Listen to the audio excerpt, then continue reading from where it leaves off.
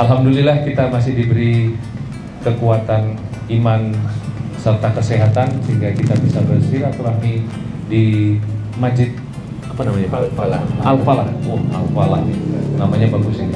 Masjid Al-Falah di Desa Tegal, Badeng Timur. Sekali lagi saya di sini sebenarnya hanya ingin berbincang-bincang sambil kita menunggu waktu maghrib, waktu sholat. Nah, harapannya tentunya dengan kita sambil menunggu, selain kita juga niatkan iktikaf di masjid yang tentunya akan menambah pahala di bulan Ramadan, saya juga bisa mendapat mungkin ada masalah-masalah yang dialami oleh masyarakat dan sebagainya, termasuk tadi PLN juga menyampaikan masalah, berarti tentu nanti saya akan langsung tindak lanjuti dengan teman-teman di Polres supaya nanti kalau memang perlu ada kita cek bareng-bareng ke atas. Karena apa? Bangunan Polres ini merupakan bangunan lama yang rawan terjadi kebakaran kalau seandainya tidak diantisipasi dari awal. Karena apa? Dulu bangunan itu adalah bangunan tahun 91 kalau nggak salah. Bayangin 91 Pak. Habis itu kabelnya tahun 91 kan pasti kabelnya masih kecil-kecil kan. Dulu mungkin belum ada AC dan sebagainya. Sekarang sudah pasang AC, kabelnya nggak ganti. Kira-kira panas nggak? Panas kan? Nah, sehingga nanti kita juga saling kerja sama-sama PLN, mudah-mudahan nanti kita fasilitasi lah sama-sama ya Pak ya. Kemudian yang selanjutnya terkait dengan kegiatan hari ini merupakan salah satu terobosan kami yang awalnya hanya lapor beli.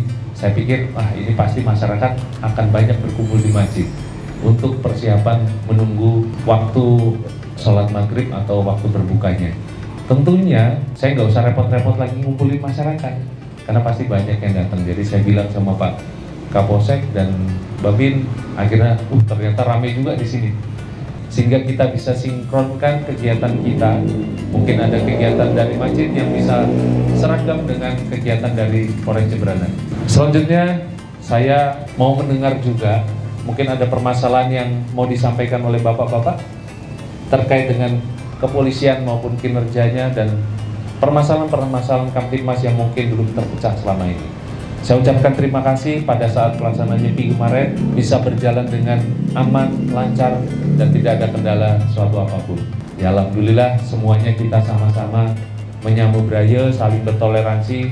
Ya inilah wajah Bali dan wajah Indonesia sesungguhnya, ya kan? Dimana antar umat beragama saling menghormati untuk beribadah menurut agama dan keyakinan masing-masing. Saya buka dulu, silakan. Ada yang mau disampaikan? Kalau tidak ada nanti saya lagi yang ngomong. Jangan nanti terkesima sama saya Pak ya. Saya sama aja Pak, saya cuma manusia yang hanya dikasih jabatan sementara. Sejatinya sekali lagi saya kembali lagi terkait dengan sementara. Kalau di alam dunia ini, kalau kita yakin bahwa hidup kita hanya sementara, kalau bahasa Jawanya adalah mampir ngombe. Nah kalau mampir ngombe itu kan, saya kebetulan orang Jawa, jadi saya dari Semarang, Jawa Tengah. Kalau namanya mampir ngombe berarti kan cuma sebentar. Kalau mampir tidur masih lumayan, tidur kan lama itu. Tapi kalau mampir ngombe cuma sebentar, apa yang mau dibanggakan di dunia ini? Kecuali kalau kita memiliki bekal yang banyak. Balik lagi ke bekal. Nah, tadi udah nyambung nih.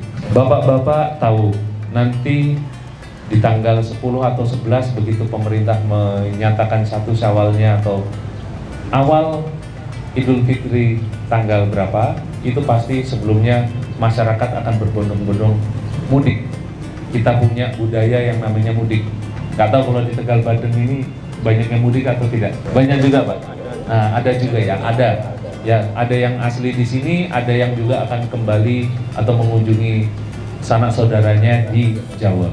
Saya yakin kalau orang-orang yang akan mudik itu pasti mempersiapkan bekal. Pernah saya bertanya sama orang Muslim yang sedang berjualan, Pak mudik nggak? Wah nggak mudik tahun ini, kenapa? Saya nggak ada bekal, nggak ada bekal uang, bekal apapun itu. Sehingga saya tahun ini tidak mudik dulu. Nah, terkait dengan bekal, mudik saja mempersiapkan bekal, padahal hanya sebentar. Apalagi nanti kita akan mati. kita akan meninggal seperti yang disampaikan di ayat Al-Quran, kullu nafsin za'iqatul maut. Setiap yang bernyawa pasti akan mati atau meninggal.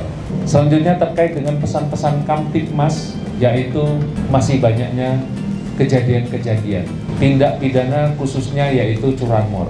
Memang tidak terlalu banyak, paling 1 bulan 1, 2, tapi rata-rata itu karena kecerobohan pemilik kendaraan. Contoh, kuncinya masih nempel. Yang kedua, motornya tidak dikunci setan. Kejadian terakhir di Pasar Lelateng, berdasarkan laporan yang saya terima, jadi kendaraan tersebut itu dituntun oleh pelaku, ditaruh di tempat yang aman dulu menurut dia, kemudian panggil tukang kunci. Dia nyampaikan ke tukang kunci bahwa kuncinya hilang. Dibuatlah kunci cadangan, dibawa kabur, setelah bayar, bawa kabur, ganti plat, untungnya ketangkap duluan. Ini berarti kecerobohan siapa, Pak? Salah satunya juga pemilik kendaraan. Kalau dulu ada di RCTI itu, Bang Nafi nyampaikan, waspadalah, waspadalah. Kejahatan terjadi karena ada niat dan kesempatan. Kesempatannya ada, yaitu apa? Kunci masih nyantel, motor tidak dikunci setan. Niatnya dari awal mungkin udah ada. Nah, sehingga saya menghimbau kepada para jamaah, bapak-bapak semua, sampaikan kepada keluarganya, sampaikan kepada masyarakat, kalau meninggalkan kendaraan jangan sampai lupa dikunci setan. Kalau perlu dikasih kunci tambahan. Bapak-bapak juga bisa lihat kalau ada jamaah yang parkir kendaraannya, kok kuncinya masih nempel, langsung amankan dulu. Inilah wujud kepedulian hablum minanas kita kepada sesama manusia. Ya kan? Di sini sekali lagi saya mengingatkan untuk diri saya dan semuanya, ayo sama-sama kita jaga Kamtibmas tetap kondusif.